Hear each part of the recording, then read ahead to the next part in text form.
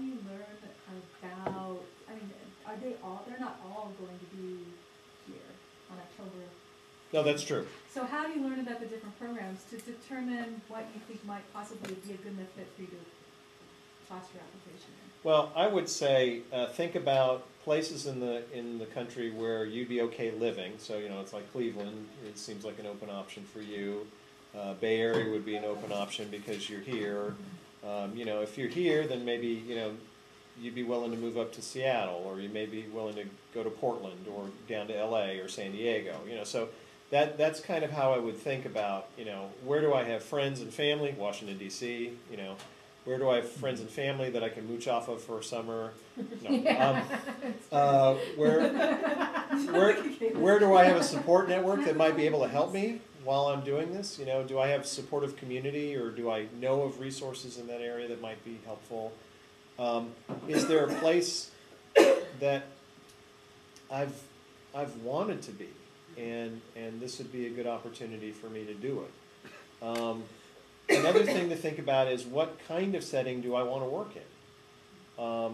For example, if you really want to do psychiatric care, then you would start looking at sites that have psychiatric units. So that would immediately narrow you down in the Bay Area to Alta Bates Summit, UCSF, John Muir. Well, no, John Muir, they don't have students placed in the psychiatric area.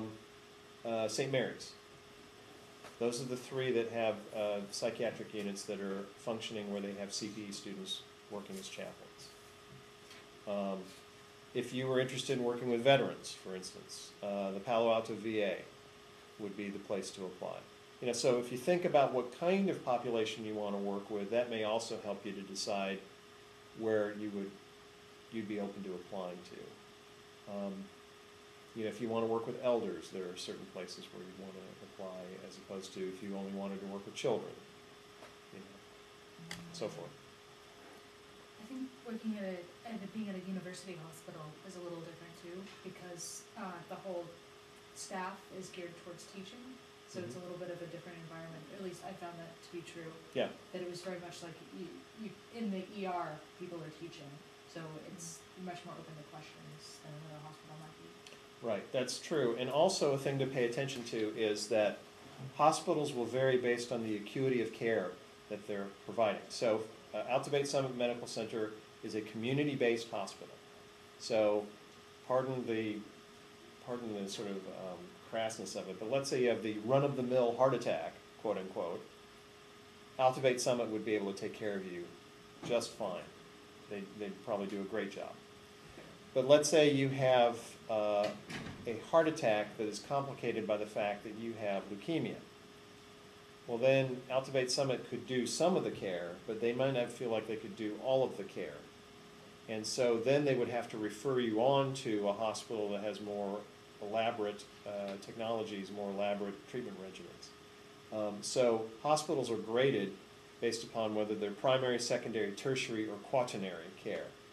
And Alta Bates Summit is a tertiary hospital. So if they need to send you out, they're going to send you to a quaternary hospital. And quaternary hospitals are usually university hospitals. So around here it would be Stanford, it would be UCSF, it would be UC Davis. Those are the places where people get sent when they've been getting treatment at another hospital and whatever's going on for them hasn't been working well, and so they need to bump up the level of care even more. So as a result, students at those places tend to see illnesses that look different than somebody who worked at Alta Bates Summit, for instance, or John Muir. So. I'm interested in trauma ministry, and I ended up at a level 1 trauma center.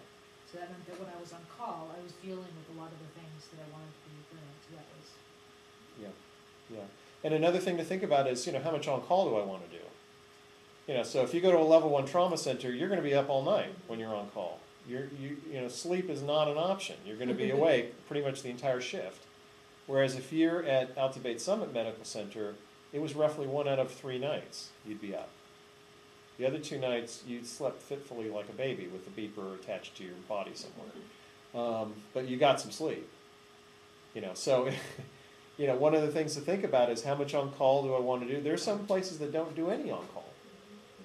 And so if on-call is not something you really value as an educational experience, then you might consider going to a site where on-call really isn't a big part of their educational training. I think that can also relate to number of students, can't it? Mm-hmm. That's a good question to ask. Like if they're saying on-call is part of our educational experience, to ask, you know, how often should I expect to be on-call? And what kind of facilities do you provide? You know, must I be on site for on-call?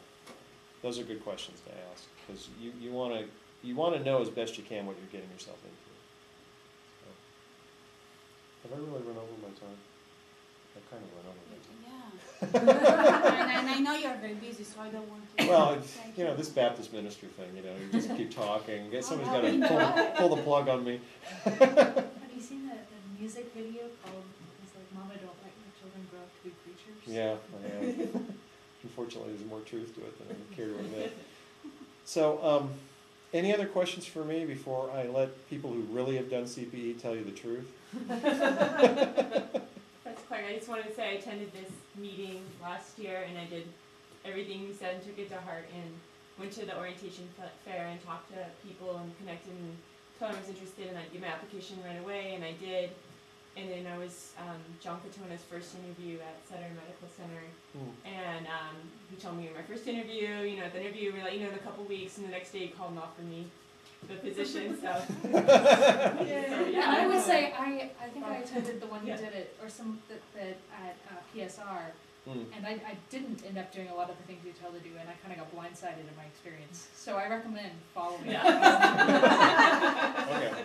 Well, let me do one little plug before I go, and you hear from folks who've done CPE, and that is that in January, I co-teach a course called Introduction to Healthcare Chaplaincy. It's a week-long intensive, usually happens, I think, right after MLK Day, usually the week after MLK Day. And Tom Harshman, who is my friend and colleague, teaches it with me. He's the supervisor at Sequoia Hospital in Redwood City. And we designed the course as sort of a mini orientation to CPE. So if you're thinking about doing CPE and you have the luxury, and there's a cow outside. Literally the ice cream guy. Oh, the ice cream guy. So if that is something that you're interested in, I would suggest the course to you. I do think it will be held this coming January, so it'll probably be in the evenings that week. So, all right. Thank you very much. Thank you for the time. Oh, it's my pleasure. I'm glad to do it. Come talk to me on CPE Day. I'll be much more partial than I was tonight. So thank you all. Thank you.